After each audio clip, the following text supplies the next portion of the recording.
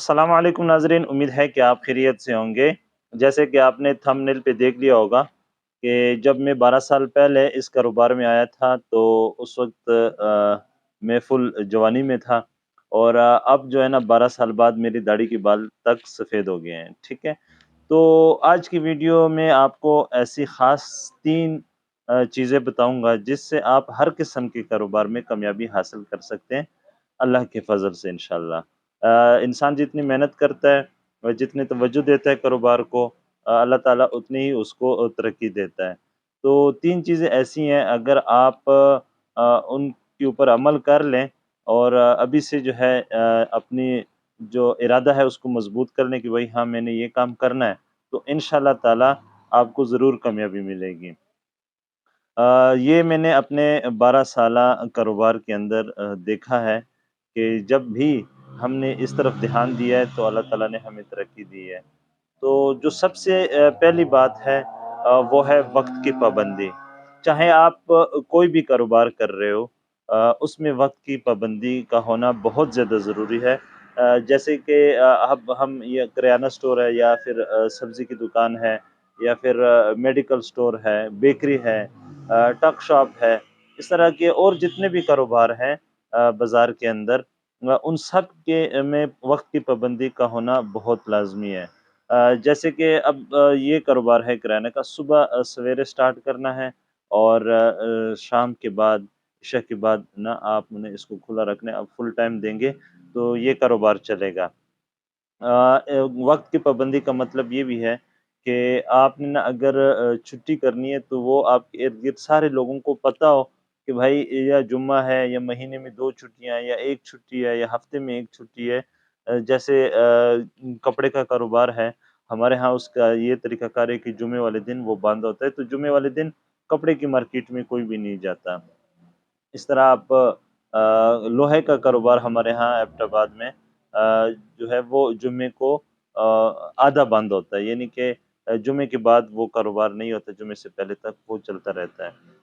इसी तरह मिसाल गोश्त का कारोबार ले लें, गोश्त वाले को मंगल बुध को कोई भी कसाई की दुकान पे नहीं जाता, तो ये पाबंदी है। तो इसी तरह आप भी अपना जो रूटीन बनाएँगे पाबंदी के साथ, जो भी बनाएँगे उसकी पाबंदी लाज़मी करेंगे तो ही आपका कारोबार चलेगा।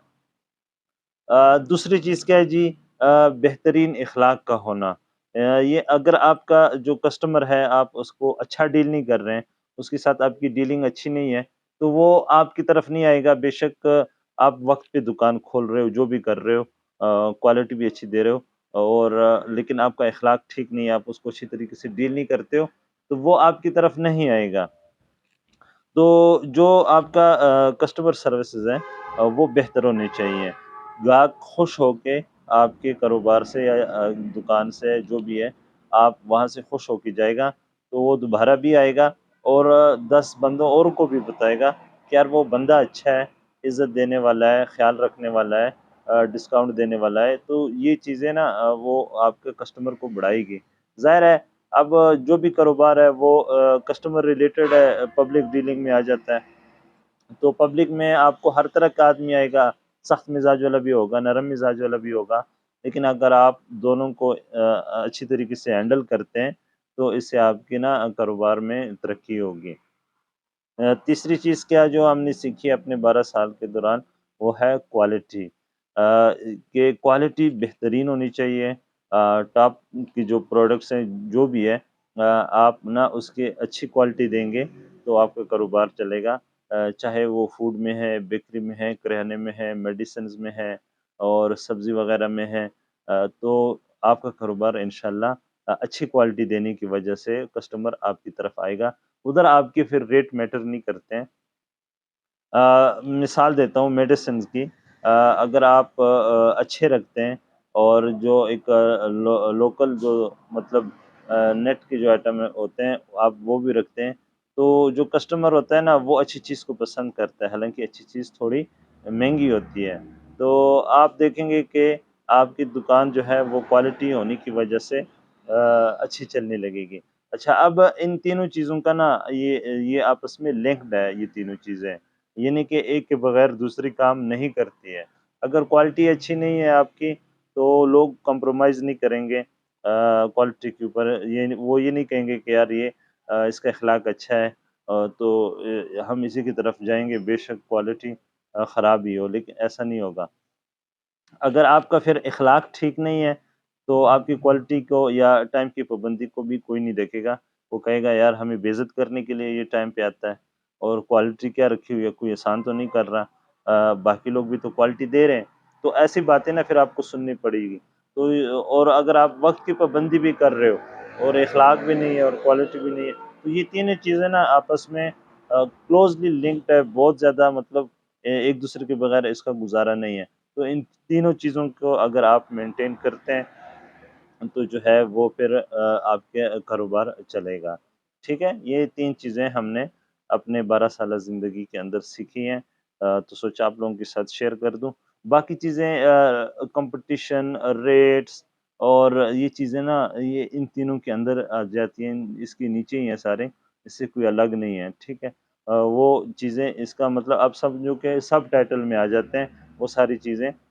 जो मेन हेडिंग है वो यही है कि आपने वक़्त की पाबंदी करनी है और जो है इख़लाक़ अपना अच्छा रखना है और तीसरा ये कि क्वालिटी भी बहुत अच्छी रखनी है। तो ये बाकी चीज़ें सानवी चीज़ें हैं वो इसके अंडर आ जाती हैं।